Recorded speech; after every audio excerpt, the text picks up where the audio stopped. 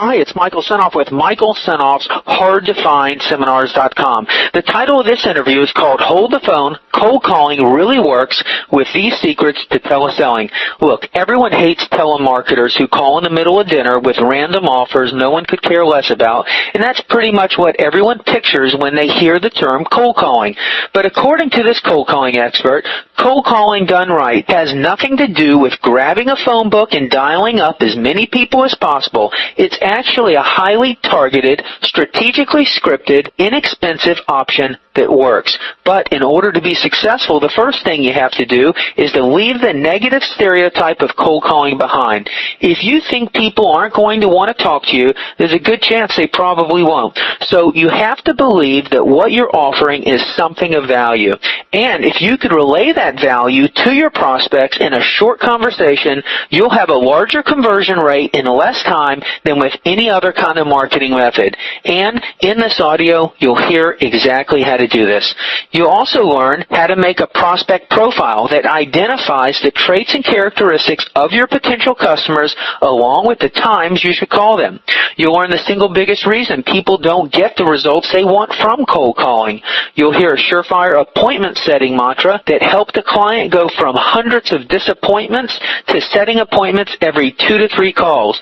You'll learn why learning when to be quiet is just as important as following your script. You'll hear the most common and by far the worst mistakes people make when writing a script and tricks that will make sure you sound approachable and conversational. You'll hear a quick exercise for mentally preparing yourself before you hit the phone pad. You'll learn about a quick exercise for mentally preparing yourself before you dial the phone.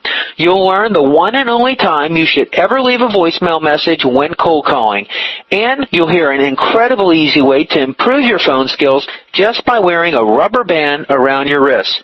So, when it comes to cold calling, the fear you create for yourself is always going to be much greater than the reality will ever be. And since the only way you can overcome that fear is by taking action, this interview will tell you exactly what steps to take to turn most of your conversations into conversions. Now let's get going. Hi, this is Raven Blair Davis, and I've teamed up with Michael Senoff, HardToFindSeminars.com. Before we get into our questions, I read your bio. I know that you were in ballet. I was a ballet dancer, and I was never supposed to be doing what I'm doing today. I was supposed to be a ballerina. I grew up in Pennsylvania, and I moved to New York City to dance when I was a teenager to study. And after a few years in New York City, like every artist in New York City, I found that I needed a day job. So I got a job with a telemarketing company, and it turned out I was really good at it. So I did that for a while, and eventually I started my own business where I had clients that I represented, and I did all the new business development for them. And over time I segued into what I'm doing today, which is training and coaching. So my business today is helping people that are trying to develop their business. And if you visit my website and you take a look at my client list, you'll see that I have a pretty impressive roster of corporate clients. And just about every client that's on that list, I can trace back, if not directly to a cold call. If they were a referral, I can usually trace that referral back to somebody that I cold called. So I practice what I preach, but what I'd really like our listeners to get, because I'm not telling you this to brag, I really want you to get this. I was a ballet dancer. I didn't know anything about business. And so if I could pick up the phone, talk to people, and build a business, then any of you that are listening to this program can do it. And if you are struggling with building your business and with prospecting, this is a communication skill. And like any communication skill, it can be learned and it can be improved on. It's wonderful to have control of your own destiny. With the phone, you can talk to anybody, any place in the world, and you can conduct business without ever having to leave your home. This morning, I was on the phone talking to some prospects, and I closed a nice piece of business. And I am in my apartment. So it's a wonderful tool that you can use to develop new business, it is a communication skill, so you can learn how to do it. There's this idea out there that there are people that are natural salespeople, and if you're not a natural salesperson, you can't prospect by phone, you can't cold call. And that's not true. Anybody who wants to can learn how to do this. This is about picking up the phone, so let's talk a little bit about what it takes in the mindset to make those calls. The mindset is really the most important piece of this. There is a lot of myths about cold calling, and what you need to know about cold calling is that it really works. There have been studies done, a lot of studies done, that show that the number one way to generate new business is by picking up the telephone and talking to people. The Direct Marketing Association has done study after study about this. MarketingSherpa.com did a study last year that showed that picking up the phone and talking to people was one of the best ways to develop new business. So you don't have to just take my word for it. It really is a great way to develop new business because it's inexpensive, it's highly targeted if you do it well. And the problem is there are a lot of people doing it badly. You're targeting your market so that you're only calling the people that are most likely to say yes to you. And then you have the communication skill to be able to really explain to that person what it is you're doing and why they should be interested and why they should want whatever it is that you're offering. The bottom line is that whatever you believe is going to affect your actions. And then, of course, your actions affect your results. So if you believe that cold calling doesn't work, or you believe that no one wants to talk to you, or that people are simply going to hang up on you, that belief is self-limiting. And of course, you don't actually know any of those things because you haven't made phone calls yet.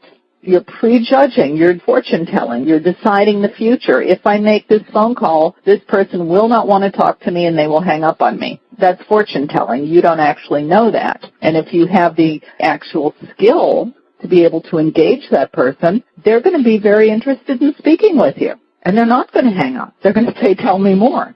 So what you need to do, what you want to do is really look at your beliefs and whether those beliefs support your ability to be successful. And if your beliefs support you and then you don't know how to do it, well, then there are lots of resources available. There are resources available on my website. There are resources available in many places. And you can learn the skills that you need if you believe that you can do it. What were some of the ways that you built your belief up? Well, when I started, I actually had a very different mindset from many people. Because when I started, I was a ballet dancer and I needed a day job, and I was in my early 20s at that point. And in my world, ballet dancers and artists were the important people. And while many, many people look up to business leaders or very highly successful business people, I didn't, because in my world, they weren't artists, they were business people. And because I was an artist, and this is just an example of the power of belief, because at that time I was an artist, I considered myself to be an artist, and I still am an artist. Anyway, I would get on the phone, and my belief at that time was that people would be delighted to speak with me because I was an artist. And I had no problems getting people on the phone and having great conversations and getting results, first for that telemarketing company and then when I started my own telemarketing business. And that was my mindset. I actually never realized until many years later when I started doing training that other people were uncomfortable prospecting by phone. I knew nothing about the business world. I thought everyone would be delighted to talk to me. And that belief, even though most of the time, especially when I started out, I didn't really know what I was talking about. But simply that belief carried me through, and it enabled me to learn more and to progress. And then, yes, along the way, I educated myself. I took seminars, and I went to teleconferences, and I bought products like this, and I've worked with a coach, and I did all of those kinds of things. But it really started from a place of belief. As long as you have in your head the idea that you can learn this, it's okay to be a little uncomfortable if you've never done it before. Everybody is uncomfortable doing something that they've never done before. If you let that discomfort rule your life and keep you from taking action, then that's very sad. if you're a little bit uncomfortable and you go and you educate yourself and get the skills that you need, then you'll get over the discomfort. Well, let me ask you this. Why cold call at all? Great question. Number one, it's extremely effective if it's done well. It's highly targeted. You can decide based on whatever your offering is, you can figure out who are the prospects that are most likely to say yes. So instead of calling everybody in the world, you're only calling prospects that are right for you and your offering. So you're having conversations with prospects that are likely to say yes to you. It's very inexpensive. All you need is your telephone, and you can call all over the world. You can stay nice and safe and warm in your home, not have to go anywhere in the middle of winter, and it really works. It creates that human being to human being connection that is missing in a lot of other forms of marketing, say internet marketing or direct mail or anything like that. You're actually able to have conversations with people. And it's very, very powerful if it's done well. Well, there are a lot of people out there making calls and making calls badly. And that's part of the reason that cold calling has a bad reputation. And lots of times clients will say to me, oh, well, I don't want to be like a telemarketer. And when they say that to me, I know what they're saying is I don't want to be perceived to be somebody that's not very bright, reading from a script word for word, mispronouncing a lot of the words, interrupting people at dinner, and not offering anything of value. And my response to those clients that say that to me is, do you believe that what you're offering has value? And they usually say yes to me. And that, of course, that goes back to what we were just talking about, belief. You must believe in the value of what you're offering. If you don't believe in the value of what you're offering, then you have to find something else to do. But then if you believe in the value of what you're offering and you have the skills to have an intelligent conversation with a prospect, nobody is going to perceive you as having nothing of value and reading from a script and interrupting them. Hi, this is Raven Blair Davis reporting for Michael Senoff's HardToFindSeminars.com. You talked about having the skills in communicating with your prospect. What do you mean by that? When you're on the telephone, you don't have a lot of time. When you're face-to-face with someone, you can launch into a long, complicated explanation. And since you're face-to-face with them, the chances of them interrupting you and just walking away are lessened. Also, we're all very intuitive. We read each other all the time. And so if you're talking to somebody, you can tell if they're paying attention. If you're face-to-face with them, you can see their reaction. You don't have any of that on the telephone. And it's very easy for a prospect to say, I'm not interested, and get off the phone. It's harder to read them because you can't see them. And remember, it's much harder for your prospect to read you because they can't see you. So in a very short amount of time, you need to be able to get that prospect's attention and then their agreement to have a conversation with you. And the way that you do that is by communicating the value of whatever it is you're offering to that prospect in a way that they're going to get it, that they're going to understand it. And that's a skill because you've got to do it fairly quickly. Once you get their attention, then you can get their agreement to have a conversation and you can have a real conversation. But if you can't get their attention and then their agreement, nothing else happens. Hasn't email and network marketing these days replaced cold calling? Again, the studies that I mentioned earlier actually placed cold calling, picking up the phone and calling prospects, above internet marketing and email. So, in other words, picking up the phone and talking to people gets better results than internet marketing, according to many, many studies that are out there. And again, picking up the phone and talking to people, you're making that human being to human being connection. If you send out an email, somebody could very easily hit delete and never read it. So that's why picking up the phone, depending on your business, is a very, very valuable skill, and it's a very valuable, inexpensive, powerful way to build your business quickly. Internet marketing is also something that you need the skill. You also need copywriting skills.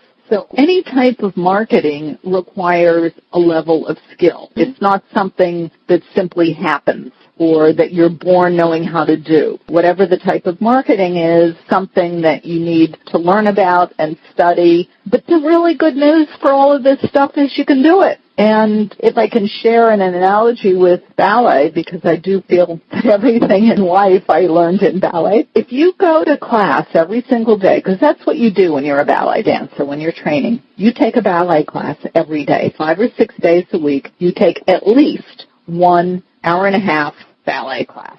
And in the ballet class, you've got a teacher whose job is there to correct you and help you dance better. You dance in front of a big mirror so you can see what you look like and correct yourself. And you take class every single day. And the thing that's really amazing is that if you take class every single day, and you listen to your teacher and follow direction and look at yourself in the mirror and check what you're doing, and you keep taking class every single day, over a period of many years, it usually takes about 8 to 10 years of training, but after a period of years, you will be a ballet dancer, period. It's going to happen. If you go to class, it's going to happen. The really good news and the analogy here when it comes to prospecting by phone is that if you prospect every single day, or if you go to a course and read books or do whatever you do to gain the skills that you need, and you do this every single day, you will learn to be effective on the phone. And it is not going to take you years and years the way it would if you were training to be a ballet dancer. This is something that you can learn to do in a fairly short amount of time, and it's something that you can always tweak and hone your skills and get better at. But if you start out and you study and learn some of the skills that you need and then get on the phone and use them, and you do that every single day, you will learn how to be effective on the phone, period. One of the biggest reasons that people don't get the results that they want over the phone is that they never ask for what they want. I had a coaching client one time that called me in desperation. He was trying to set appointments. He wanted to meet with his prospects face-to-face, so he was doing appointment setting, and he called me in desperation. He said, "Wendy, I have made hundreds of phone calls. I don't have a single appointment to show for it. I don't know what to do." So we started working together, and he was a very nice man, very smart, very personable, very friendly, and he could actually get people on the phone and have conversations with them, and then the conversations would just kind of end with the prospect saying, "Well, we'll call you if we're interested." So we didn't change anything that he was doing, except at the very end, I gave him what I call the appointment setting mantra.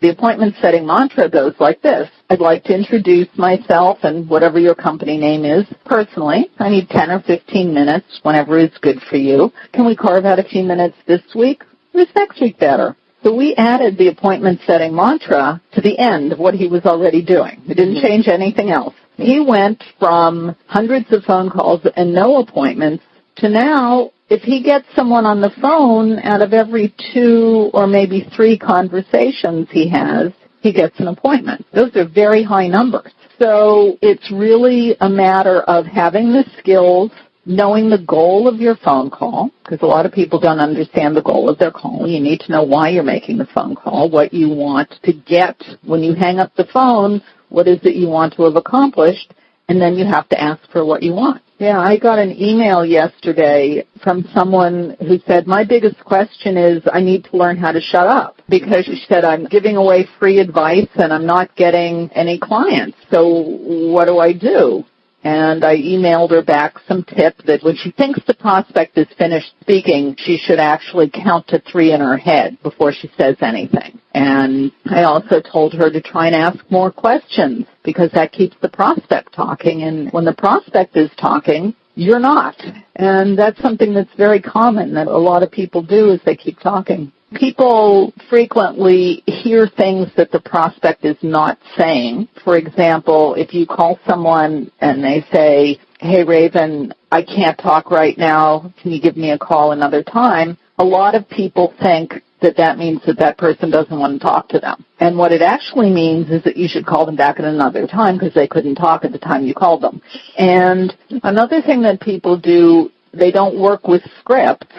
So then they're worried about what they're going to say, so then they're not listening to what the person they're talking to is saying because they're worried about what they're going to say next. I'd like to say this one piece about scripting because a lot of people are very resistant to working with a script. My definition of a script is thinking before you speak.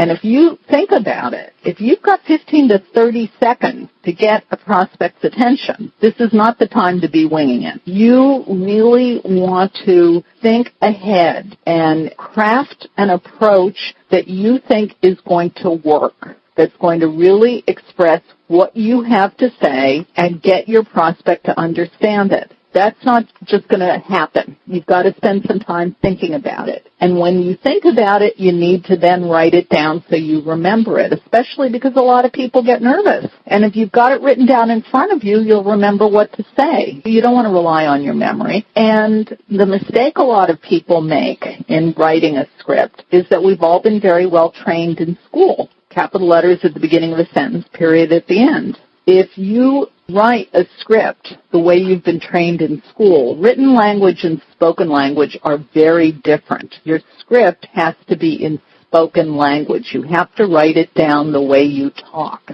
Because if you write it down in perfect grammatical written English, and then you say that, you're going to sound very phony, and you'll sound like you're reading. The key is to write it down exactly the way you talk. And if you have a hard time with that, call up your voicemail, talk into your voicemail, and then play it back and write it down. I want to say one other thing about scripting, and that is if you feel that you need some more help with scripting, I have a free report on my website called How to Write an Effective Cold Calling Script. All you do is you go to my website, it's right on the home page, and you can download it. Now, as far as knowing who to call, this is really important. This is the piece that a lot of people leave out. Lots of people will say cold calling is a numbers game. And on a certain level it is. You have to make phone calls. What you want to do, though, is spend your time calling the best possible prospects. So it's not about opening up the phone book and just calling anybody. It's really identifying out of everybody in the entire world who might buy what you're selling, who is most likely to. And who's most likely to buy a lot of it, and who's most likely to come back and buy more.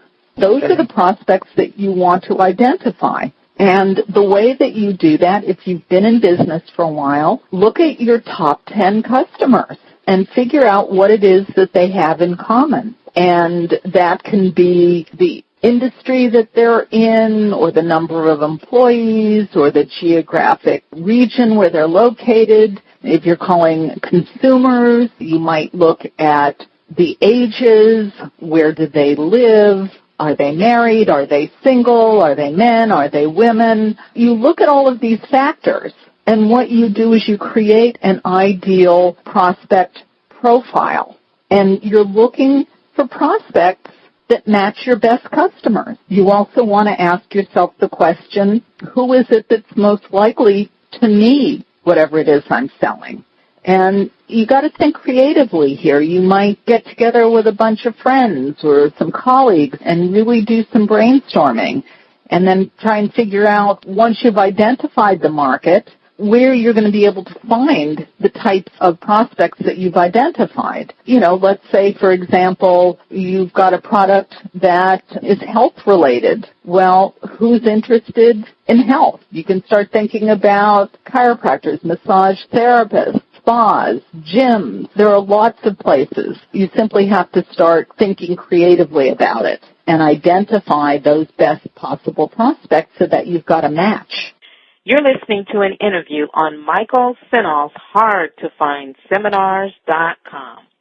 So we know whom to call. Make a list of who's in your market. You're talking about targeting? Mm-hmm. What you want to look at is, out of everybody in the entire world who might buy what you're selling, who's most likely to, and who's most likely to buy a lot of it, and who's most likely to come back and buy some more. If you're making business-to-business calls, then you would want to put together a list of your top 10 customers and look at the industries that they're in, how large are the companies, how many employees, where they're located. These are all pieces of a profile. Essentially what you're looking for is a company that matches one of your best customers. So if, for example, you do a whole lot of work with manufacturing companies, it's a really good bet if you go to another manufacturing company that, say, manufactures the same type of equipment that your customer does, they might be a good customer for you as well. And the same thing if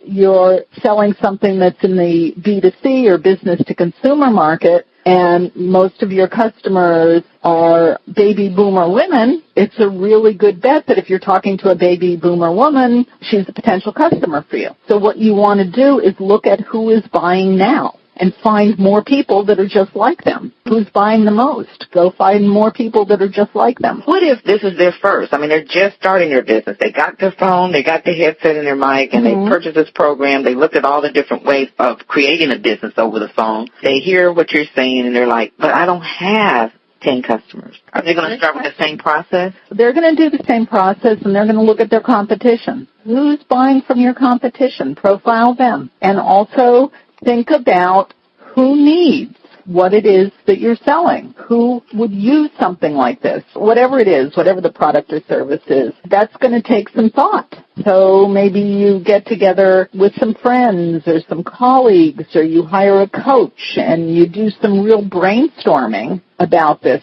because it's really, really important. It's one of the most important things that you need to do is target your market, because you could be the most skilled cold caller in the entire world. You could have the best product or the best service, and if you're talking to the wrong people, they won't buy it. So you have to figure out who you need to be calling. That's a big mistake that I see lots of times, is prospectors just don't call the right people, or they call teeny tiny companies that might use the product once every few years. That's not a good prospect, because they use what you're selling once every few years. And yeah, you might get lucky and it's time for them to buy, or you might have to wait 5 years for them to buy. So it's not a good use of your time. Now, the question that you have to ask yourself before you dial the phone is, why should this person be interested? You need to identify the value of your offering to your prospect. Why should this person want this particular product or service?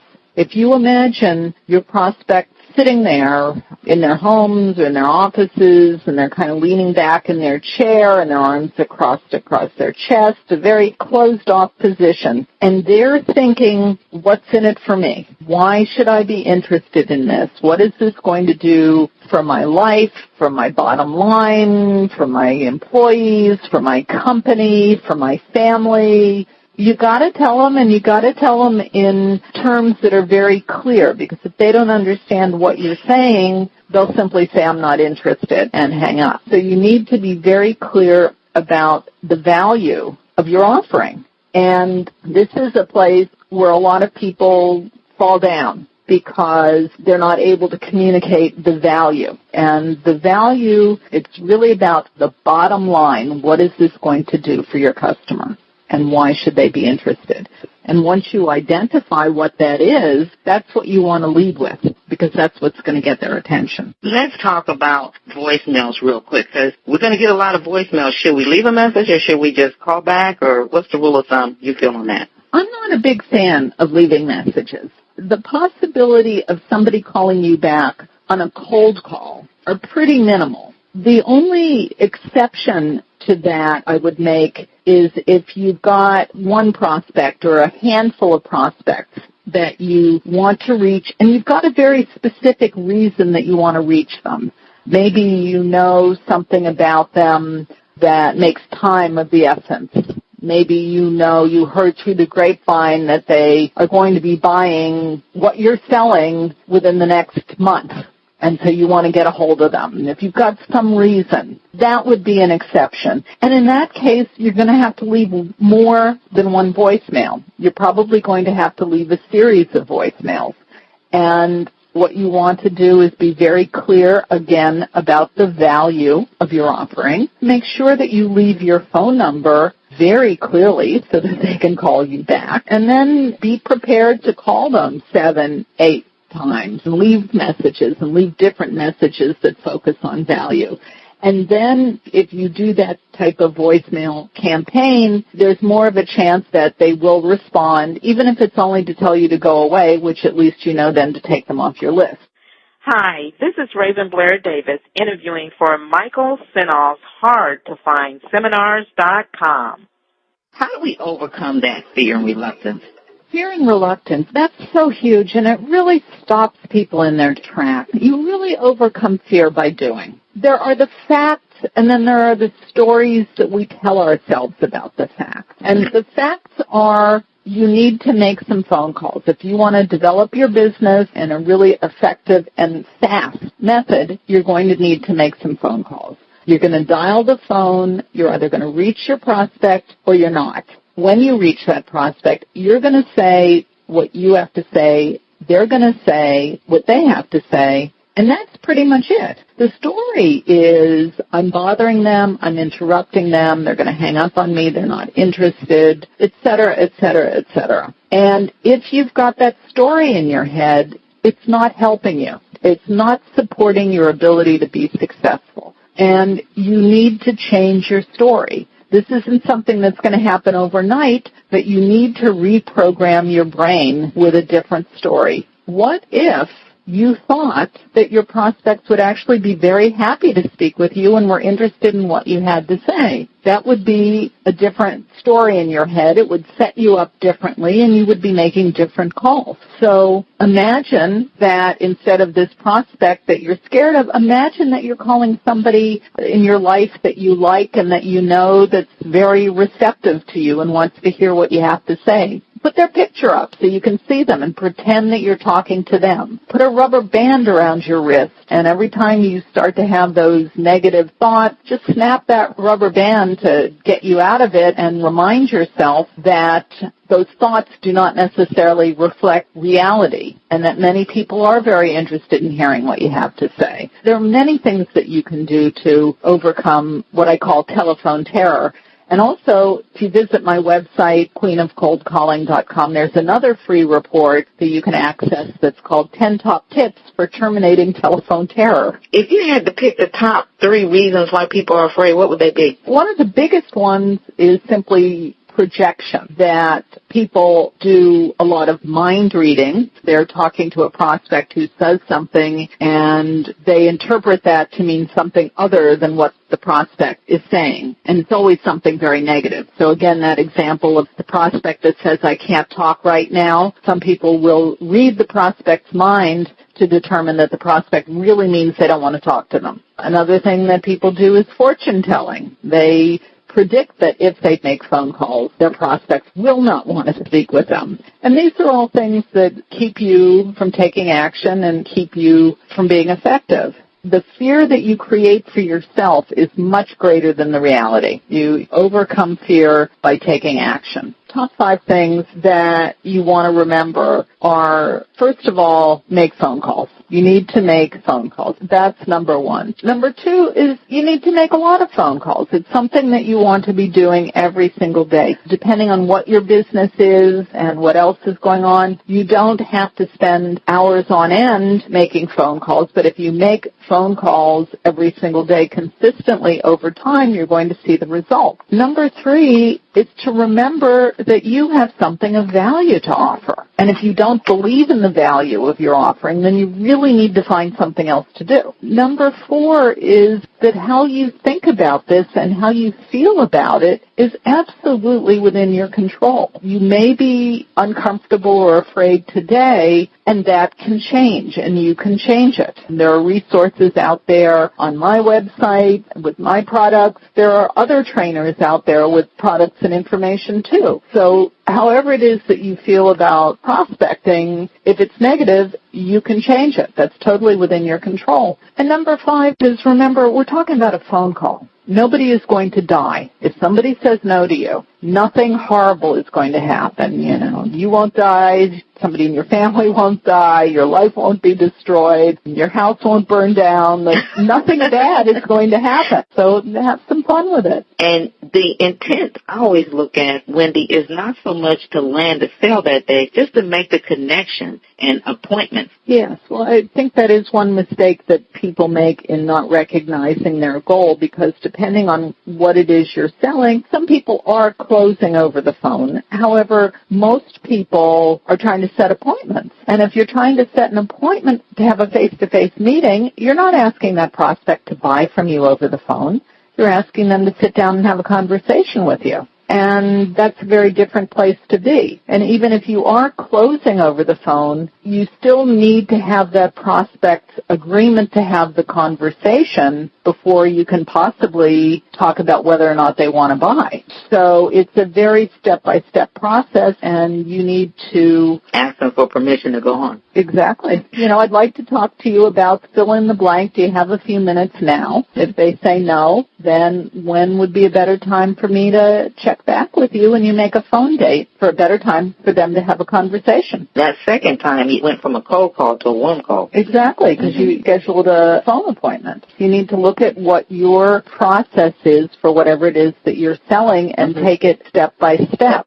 Please go to my website. You're going to find a lot of free resources. There's a free report, How to Write an Effective Cold Calling Script, that you can download. It's right on the home page. There are also other articles. There's the report, 10 Top Tips for Terminating Telephone Terror, that we just talked about. All of that's available on the website. So there's a lot of information that you can access right off the bat. I also have some products that will help you. The Miracle Appointment Setting Script is a home study program that will teach you step by step what you need to say to a prospect to get them to agree to sit down and have that further conversation with you. And that is available on the website as well. I do a monthly teleclass on some aspect of new business development. So there are many, many resources available to you on my website, and you can also email me through the website. So go to the website and check out all the information that's there for you.